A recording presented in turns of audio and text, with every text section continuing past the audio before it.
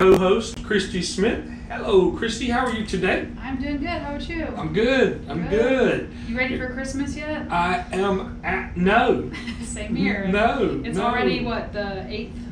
And it's like, oh, dang. Thanks for, we're going to have a good, thanks for reminding me of that. Now I'm going to be thinking about all the presents that I haven't bought yet. Right, exactly.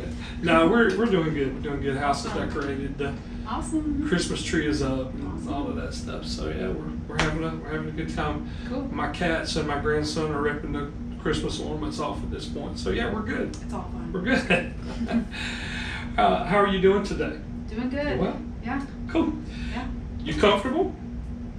I don't know. It depends on what this topic's going to be about, right? I want us to talk about comfort. Let's do it. Let's talk about comfort. Let's do it. Things that we seek comfort in. Christy, let me ask you a question. Have you ever found yourself going back to something consistently, back to something consistently, especially maybe in tough times, to find comfort, something you go back to over and over and over? Do you want specifics? Or No, yes or no? maybe not. I don't know. Well, mine's food, okay? Just so you know, if you can't tell. I eat my feelings. Yeah, you got that in common. I eat yeah. my feelings too. Yeah. I stood up the other day when we were talking about this in church. I prefer Three Forks chocolate cake. There Is you my go. is That's my right. preference of my That's preference right. of drugs is That's Three Forks chocolate cake. Mm-hmm. And as a diabetic, that is a no-go not for you. a good move for Right? me. I didn't say it was a no-go. I said it was a bad move. You shouldn't do it. You should not. I definitely have found myself over the years, and we use that as an illustration. I laugh and giggle about it, but there's absolutely things over the years that I found myself in counseling many people over the years. Found people going back in patterns to the same thing over and over and over. Yeah. You know, this Christmas season, our theme has been, we try to do some thematic Christmas stuff, and this year it's been Charlie Brown Christmas. What's it all about? And that's the whole theme of Charlie Brown Christmas. But there's this character in Charlie Brown Christmas and the Charlie Brown stuff named Linus, and most everybody in the world knows Linus. Mm-hmm. He's the one that sucks his thumb and carries around a blue blanket. Mm-hmm. It's his comfort blanket. It's his, it's his security blanket. He carries around all the time. Sunday I know you were here, but just for those who don't know, Sunday I used the illustration. I had that blue blanket, and I was, holding that blanket, and I was holding it up and being funny and, making, and then I put the blanket in my lap and I was preaching, and I put my hands down, and subconsciously I'd find myself, it was all soft, I'd find myself rubbing that blue blanket. Mm-hmm. It was like, stop it, you're a grown man, quit that. That's right. It was weird. It was kind of creepy. I got some pictures of it. Like it's creepy. It's a little weird. So, I think in talking about this kind of thing in this vein, there's some questions we got to ask ourselves. Mm-hmm. Number one is, what is my blue blanket? I know that's a ridiculous question, but it gets to something. It starts to get to the heart of something. What is my blue blanket? Well, what do you mean by that, Pastor Kelly? Well, where do I go to seek my comfort? What do I go to? Who do I go to? Mm-hmm. What do I, for just different things people go to. What am I clicking on? What am I snorting? What am I drinking? Who am I calling? What number am I calling after 10 o'clock at night when nobody's around and sees and knows what's going on? Mm-hmm. Where do I do the walk of shame from? Mm-hmm. Oh, yeah. It's the truth. Oh, It's what people. It's where the people do it. That's the question. Right. Where are those things that I go Mm-hmm. to find comfort, especially some of those that are not necessarily good for me. That are some of them are negative. Mm-hmm. And I'm not talking about me personal, but I'm just talking about in general us. Where do people? Where do we go? Where do we go for that? And it's not always necessarily bad things. I want to get that point across. There are some things that can be good things, but if there are things that we go back to habitually that take the place of God, place of a relationship with God, then that's still a security blanket. It's still a comfort thing. So we can ask ourselves that. What are we dragging around in our lives to give us comfort other than Jesus? Is there, some people take, I don't know if you know this or not, but some people take comfort in being offended. Mm-hmm. Some people take comfort in offense. Mm-hmm. So what offense am I dragging around? Well, it could be that. What offense am I dragging around that I take comfort in, justification in, that I take comfort in other than Jesus? I mean, it can be any of those things. It can even be, like I said, a security blanket. And you find out what that is in your life by asking the question, what am I afraid of? Because the answer to the question, what am I afraid of, can point you in the direction of, oh, I see this. This is a security blanket for my life other than Jesus. So let me ask you this. Have you ever met anyone that had a habit or a person that they kept going to that they shouldn't when things got tough? You ever seen anybody that had a negative habit, like, or somebody that they couldn't stay away from, or I know he's bad for me, I know she's bad for me, but I just can't keep, I can't keep from that. For sure. Yeah. How did that affect them? What did that look like for them? Well, I think we've all seen that in someone's life, and not realizing that we're doing the same thing and we're calling them out on it, but we're doing it the same way in a different way. And the way that to me I've seen based off my observations of how it's affecting them is like it's a spiral out of control kind of thing that just keeps looping back around, stealing their joy, stealing their peace, stealing their happiness, and then they get they're fine again and they do the same little spiral out thing, and it's just this loop, this cycle that just keeps repeating itself over and over because we don't do anything about it to stop it from spiraling out of control. So could you say that in the situations that you've seen, because I know what the answer is in the ones that I've seen, could you say that in the situations that you've seen, that when they go to that person or that thing or whatever it is for comfort, they end up feeling worse than they did to start with in the end? An example for me would be if I'm in my feelings, well, whatever, and I have like a bag of chips, it's just like a bottomless pit, and the next thing you know, you eat the whole bag of chips, and you're like, oh, well, dang, I regret that decision. But then you do it again and again and again, and then you beat yourself up over it again and again, or eating certain things that you're not supposed to, and it's a cycle of just eating stuff. You go get that whole carton of Rocky Road ice cream out of the refrigerator. Next thing you know, it's gone. You're like, wait a second. You just mindlessly just do Where it. did all the ice cream go? Well, she doesn't eat ice cream. She doesn't eat this. I must have. I'm a disgusting fatty McFatterton. Right, you know what I mean? Right. But it's so true, though. It's so relatable.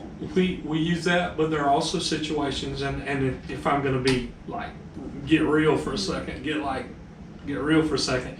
There's situations where I've seen people, I've seen ladies, I've seen dudes do the same thing. I've seen ladies go back to a guy that they knew wasn't good for them. Knew that he was a dirty dog, that he'd done them bad in the past and was going to continue to do them bad, and she knew that the situations I'm thinking of, she knew that he didn't want her for anything. It's going to get real. Ready?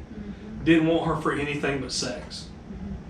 But she needed a relationship bad enough, and she was lonely enough that she would go back to him. I've seen guys do the same thing. It's not just ladies. I've seen people do the same thing. Go back to somebody that just wanted to use them for physicality, and then ended up in the end, they may get that temporary fix or whatever. Then in the end, they feel shamed. In the end, they end up feeling used. In the end, and they remember, oh, now I remember why I've stayed away from them for a long time, but I went back to what was familiar to me. So, I mean, I've seen that kind of thing bring shame, bring dishonor, bring embarrassment, bring self-loathing when you, why did I do that? I knew better than this. So that's what that comfort blanket can do for people. Psalm 23. Let's get into some scripture. Let's get into some scripture. In Psalm 23, this is the one that preachers always use at the graveside, because it talks about walking through the valley of the shadow of death. There's more to this passage of scripture than that, but that's the one that preachers almost always, a lot of times use at the graveside.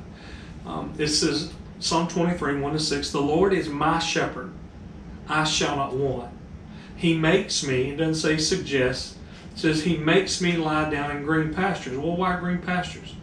Because that's a place that he knows that you're safe and that you're provided for, a good shepherd. He leads me beside quiet waters. He restores my soul. So when the good shepherd takes you through a place to bring you peace, to bring you comfort, It's a place that's restorative to your soul. It's not a place that'll damage your mind, your will, and your emotions. It's not a place that you're going to end up feeling shamed or your heart hurt in the end, like we were talking about that other situation before. Right. It says, He guides me in the paths of righteousness for His name's sake. That's His character. Because of who He is, because of His name's sake, because of His character, He guides me in the paths that I need to walk through. It says, even though I walk through the valley of the shadow of death, I fear no evil, for you are with me. Well, why would, if I'm walking through the valley of the shadow of death, why would I fear no evil? Because He's with me. It says, because your rod and your staff, they comfort me.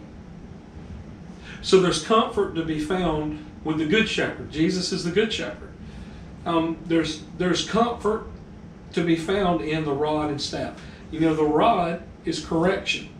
That's what the shepherd uses a rod for. He uses it for correction.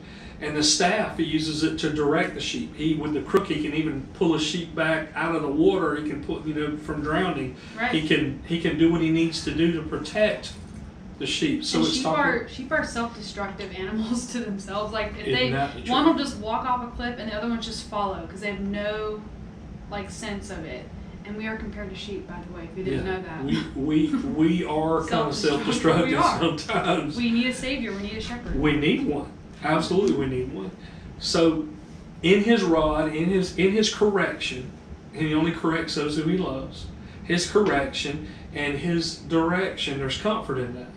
It's not chaos. There's no chaos when the Good Shepherd is bringing us comfort. It's not chaos. And it's even not correction to damage us. To make us feel bad. It's correction to protect us. And that might look like something bad, like, God, I don't like this. I don't trust your timing on this. I don't want your timing on this because it's not following along with what my timing is. And that might feel very discouraging to some people, but it's for your protection. Delays are for your protection sometimes as well. Well, think about this. If you have a child or you're around children, and I think about my little grandson running around in the kitchen while I'm cooking or something like that. He always wants to touch something. Always wants to reach up for something. Well, he reaches up for something hot. I have to correct him. It's not because I'm mad at him. Right. It's not because I'm angry with him. It's because I don't want him to reach up and grab the burner on the stove. Right, and burn himself. Right. I don't want him, I don't want him to reach up feeling on the glass top stove and looking for something. Or grab a piece of cheese or something. He loves cheese. Who doesn't? And end up grabbing a knife. Be cutting potatoes or something. End up grabbing a knife. This Papa don't use dull knives. I don't use dull knives. And I don't want him to do that. And so I have to correct him with that. And it's not because I'm angry with him. It's because I love him. And I don't want him to get hurt. Right. And you're right. That is what a shepherd does. Yeah, it's the same concept. He corrects out of affection. Right. He doesn't correct out of anger. God does get angry sometimes. But He corrects us out of affection because He loves us. Right. So praise God for that. Ain't that the truth? It says, you prepare a table before me in the presence of my enemies. You have anointed my head with oil, my cup overflows. Surely goodness and loving kindness, one translation says mercy, will follow me all the days of my life, and I'll dwell in the house of the Lord forever. Listen, we can and we will. Jesus promised. Some people get mad at this. We can and we will go through hard times in life. Don't claim that on me. Don't speak that over me. Jesus said in this world you're going to have trouble. Oh, yeah. Period. You're going to have trouble. Period. He didn't say you might. He said you will. And so all of us are going to go through hard times. And like I said, there's usually patterns of where people run to in those hard times. It's, what do I run to? Like you said, I eat my feelings. When I get stressed out, I eat my feelings. There are patterns of things people go to. There's usually people, there's usually places, there's usually things, there's usually addictions, there's usually, something that we go to. So, what is yours? You're here watching us on this podcast. You don't have to type it in the comments, but I want you to ask yourself the question. I'm breaking the fourth wall. What's your comfort blanket? What is your security blanket? What do you run to? What is that girl's name? Ooh. What's that guy's name that you run to? Okay, if you're there by yourself and nobody else is listening, say it out loud. Just recognize it. Call it out for what it is. I called mine out a while ago, 3/4 chocolate cake. What is yours? Is it alcohol? Is it heroin? What if it gets too stressful? Do you got, what is it? Is it porn? Is that what you're clicking on? Is it Pornhub? Is that what your comfort blanket is? What is your comfort blanket? You don't have to tell anybody else, but be honest with yourself. At least don't lie to you. Mm-hmm. Don't try to act like you don't have one. We all have something. Mm-hmm. We all have something. And so, what's my pattern of behavior? And usually you can see the ramifications of that if you take that on out. So, I don't know. I don't have to know what yours is, but you should know. You should, in order to be able to deal with it and recognize it, because you can't modify perspectives or behavior or something if you don't recognize that it's a pattern to start with. So that's really what I'm not trying to crack you with a hammer. I'm not trying to embarrass you. But I am trying to help bring you to a place that you at least recognize, what? This is a habit. This is a blanket. This is an issue. Mm-hmm. This is an issue. Because if you can't recognize it's an issue, then how are you going to know you need to fix it? Right. Exactly. I mean, it is what it is. Right. So, what do I wrap myself up in when I'm feeling down? Think of it as your, and I do this too. Think of it as your favorite hoodie. What's your favorite hoodie that you go back to? Most people. I know you're picturing it in your head right now. Yeah, I know you're picturing it in your head. Most people in this day and time have, in my closet, man, I probably got 10 hoodies. But I do have one or two that are my favorites. Mm-hmm. So what's your favorite hoodie? I got cold last night and I went and got my favorite hoodie and put it on and went to sleep. Yeah. What's your favorite hoodie? Think of it as that. What is the thing that I keep? What is the one that I go to the closet and pull out over and over? Wish we could wear them more often though. You can wear them to church at Connect Church. At Connect Church, we got Connect Church hoodies. You can wear them to. You can wear your hoodie cold to church. Enough for that. That's true. Well, we'll keep it cool We'll in the get there. sanctuary. We'll get there. One day. So, rod and staff is correction and direction. It's a good thing to be loved enough by God that He's willing to correct us. Yeah, thank God He corrects us. That He's willing to direct Oh, yeah. us. He's willing to take the time and spend the energy on us. If we're going to be honest, if I don't love something, if I don't care about something, I'm probably not going to worry what happens to it. Right. I'm probably not going to worry if it's struggling. It's probably not going to bother me when I see it in a bind, and nearly as much, at least, as those that I love. Mm-hmm. There's a difference there, and because of how God feels about us, He wants to be our source of comfort. Right. He wants to be the one that we run to. He wants to be the thing that we run to instead of this cheap alternative, instead of this flimsy, thin security blanket, knockoff, poor substitute security blanket. He wants to be that. Christy, how would you feel if someone said they loved you, but they didn't think enough of you to protect you or warn you of danger that they saw? I would be very hurt and confused, and I probably would distance myself from them because I wouldn't trust them the same. I'm like, oh, well, I felt this way about you. I thought you were a really good friend of mine. I would do that for you, but you're not going to do that for me. Okay, I see how it is. I'll just, I understand. It's kind of what I would do. I would just back off. Do you feel like would you feel like they were lying to you?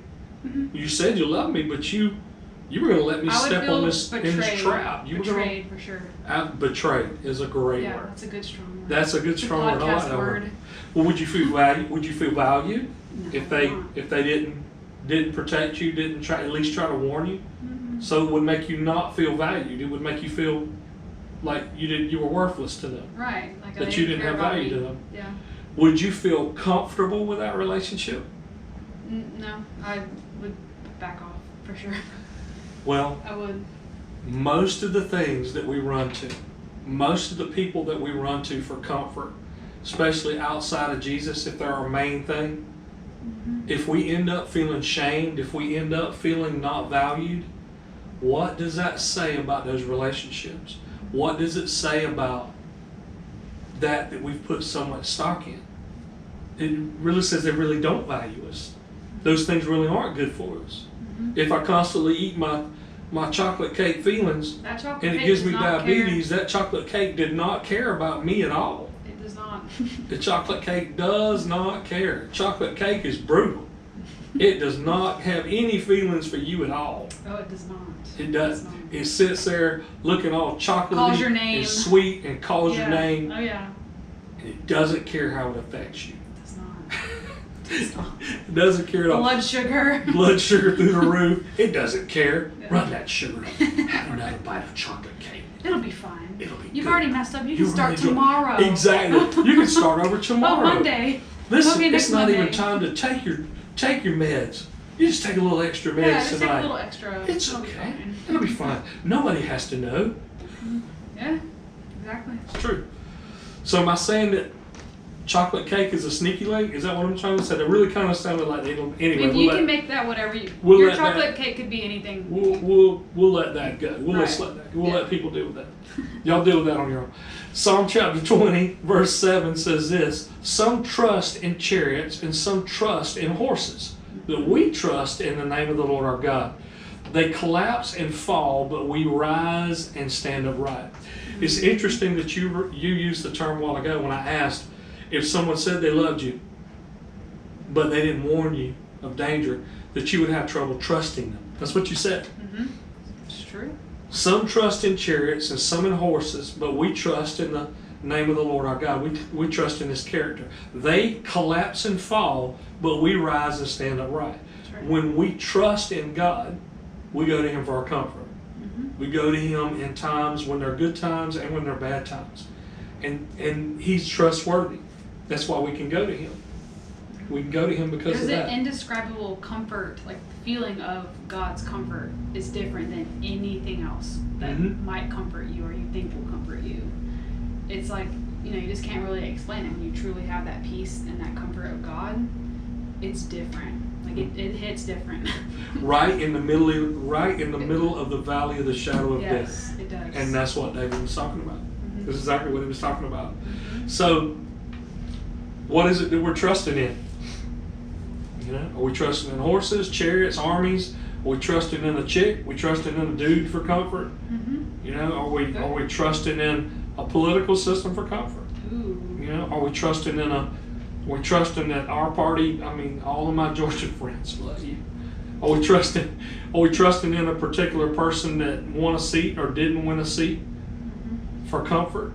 Do we lose our comfort when that either worked in our direction or didn't work in the direction that we wanted? How are we? What are we trusting in? Hey, are we trusting in money? A career. Our career. A lot of people trust in money for comfort. A lot of people, when times get rough, in the back of their head, they think, oh, but I still have this nest egg. I still have money. I still have my car that's nicer than everybody else's, along with $1,000 payment.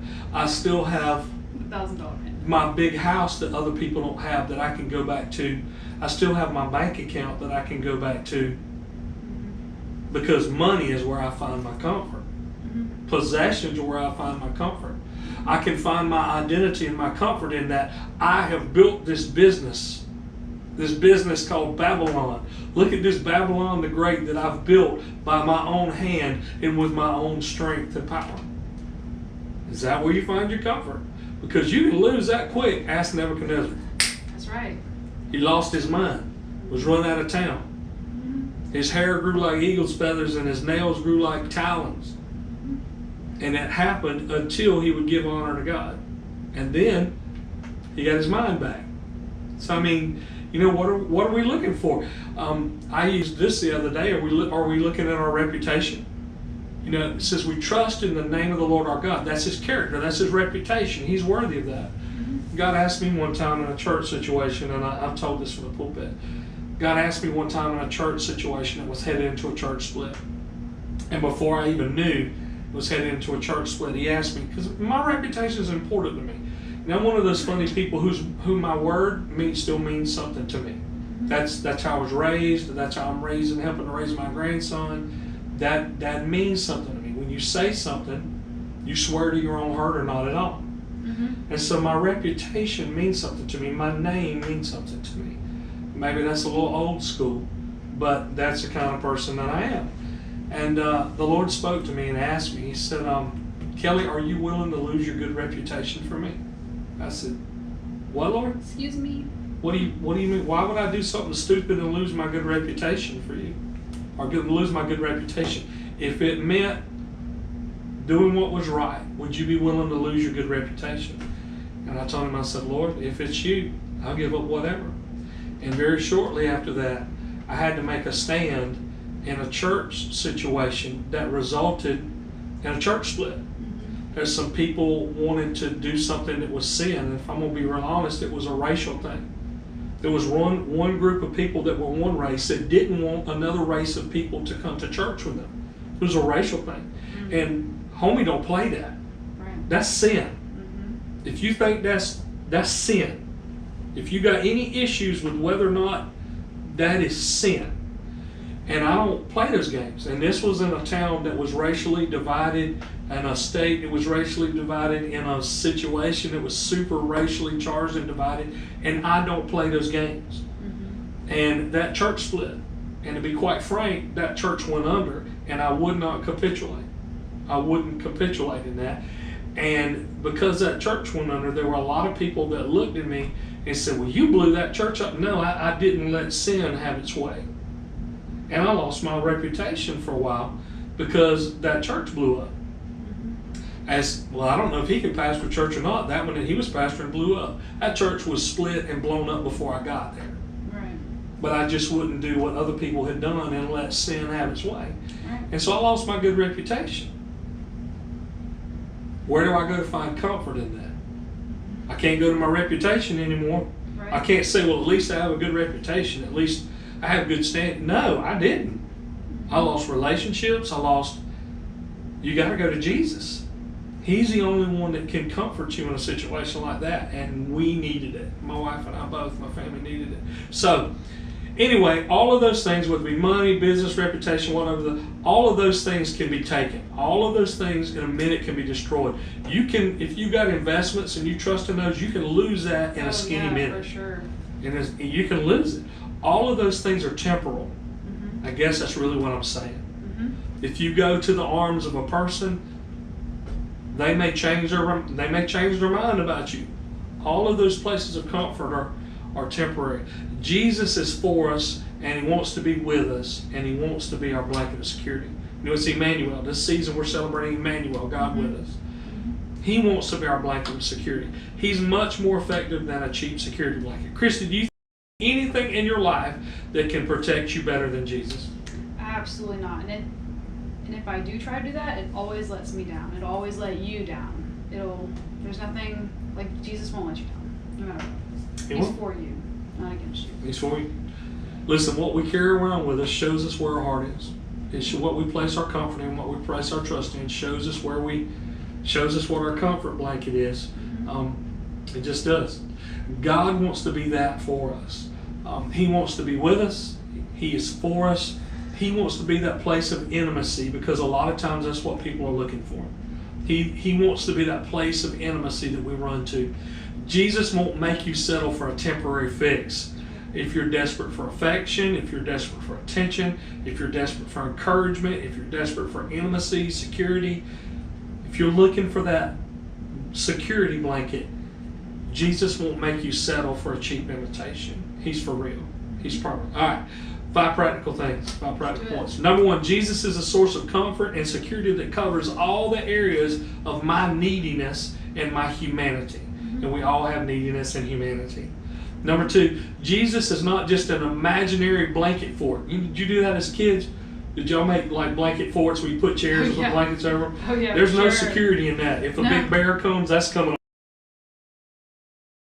Under a blanket, the monster in the closet won't get Right. them. It can't get me under the blanket. Right. If there's one there, he can get you under the blanket. Right. Sorry, I hope your kids weren't watching this and they don't know that.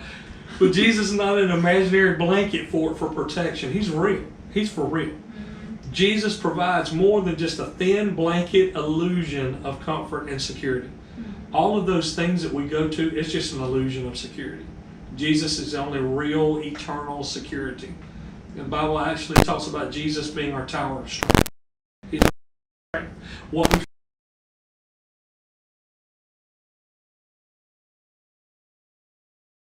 isn't going to work for what it costs. It's cheaper, yeah, but it doesn't work. It's no good. Number 4, the comfort we may find in a blanket, in a security blanket, will often leave us feeling empty. That's right. It may even leave us feeling less secure in the end. That's right. So why would we go to that? And number 5, Jesus is able to back up his claims of grace and eternal security. Amen. All of those things we run to can't. Jesus can. That's right. And that's what we learned today. And it's the truth anyway. Thank you so much for being here with us today. Christy and I appreciate you gathering with us, hanging out with us for a little bit.